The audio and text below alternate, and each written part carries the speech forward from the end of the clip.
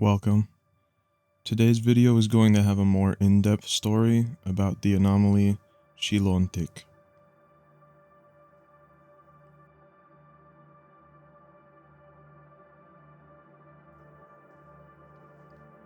In front of us stood the looming mass of brick and concrete that was once a running factory.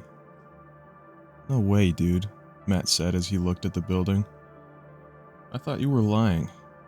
He shot me a quick smile before pushing his way through the tall grass surrounding the factory. I quickly followed after him, eager to get inside and start filming.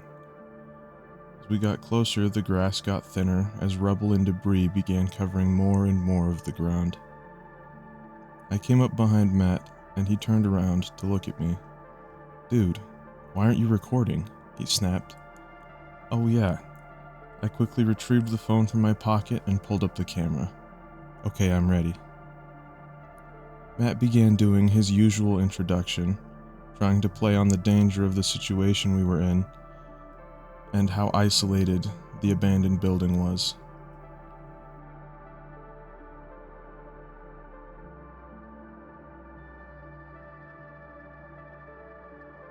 When he mentioned how alone we were, it actually gave me the chills. It made me uncomfortable, but I figured it was nothing and moved on. He finished up, and I stopped recording, lowering the phone. "Nice, now let's find a way in," he said, marching along the wall. Eventually, we found a door partially covered in debris and coated with vines. We pulled on the door and the rusty hinges squeaked loudly, echoing into the inky darkness inside. Immediately, a horrible smell came wafting out of the building, and we both backed away from the door, coughing and gagging. "Dude," Matt said as he retreated, "what is that?" We slowly composed ourselves and laughed at how we had responded as the smell slowly faded.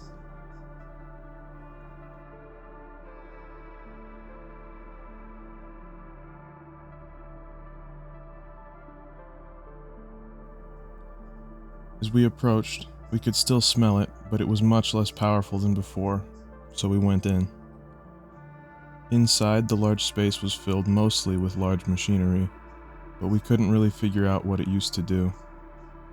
We found a cool-looking spot, and I started recording again, letting Matt do the talking like usual. Suddenly, we heard a loud crash come from somewhere deeper in the building, and both jumped.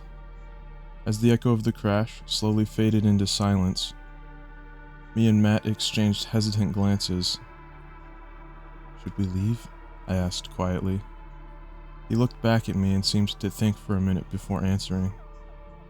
"No, I want to see what that was." When he said that, I felt a pit form in my stomach, and I knew we were making a mistake. But still, I followed him deeper into the darkness.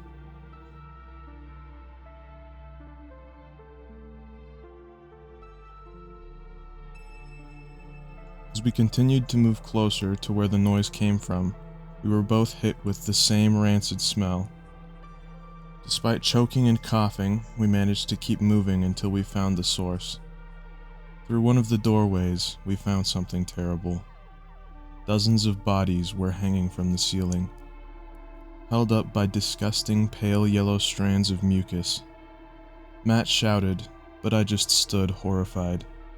The bodies were all covered in this substance, and it seemed to be breaking them down, producing the horrid smell. We quickly ran from the room.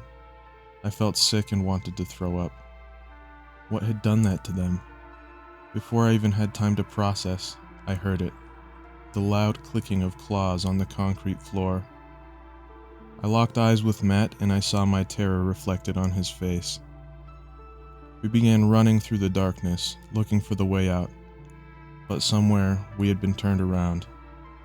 The noise of the claws grew louder and louder, and I could now hear the heavy, raspy breathing of whatever was chasing us. My legs burned as we continued to run, and I felt my strength waning. I couldn't go much farther. Finally, Matt yelled that he saw the door. This new hope invigorated me, and I ran harder. My legs screamed at me to stop, threatening to give out at any moment. Matt slammed into the door, sending it swinging open, and we charged out of the darkness. As I crossed the threshold, I finally ran out of energy and crashed into the ground. Matt slid to a stop and turned around to help me, but froze, staring over me. I turned and saw what had stopped him. There, standing in the doorway, was a disgusting mass of pale flesh, its teeth glinting in the dim light, and it seemed ready to close the distance and execute us. But for some reason, it just slowly backed into the darkness, leaving me and Matt alive. Matt quickly helped pick me up, and we made our way toward the edge of the clearing. As soon as we got service, we contacted ARC and told them what happened. Last I heard, they contained the anomaly and retrieved 32 missing people's remains from the factory.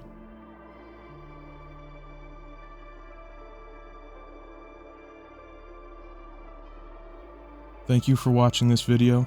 If you liked it and want to support me, make sure to like and subscribe. Let me know what you think about this video, and tell me any suggestions you may have. Thank you again for watching, and I'll see you in the next one.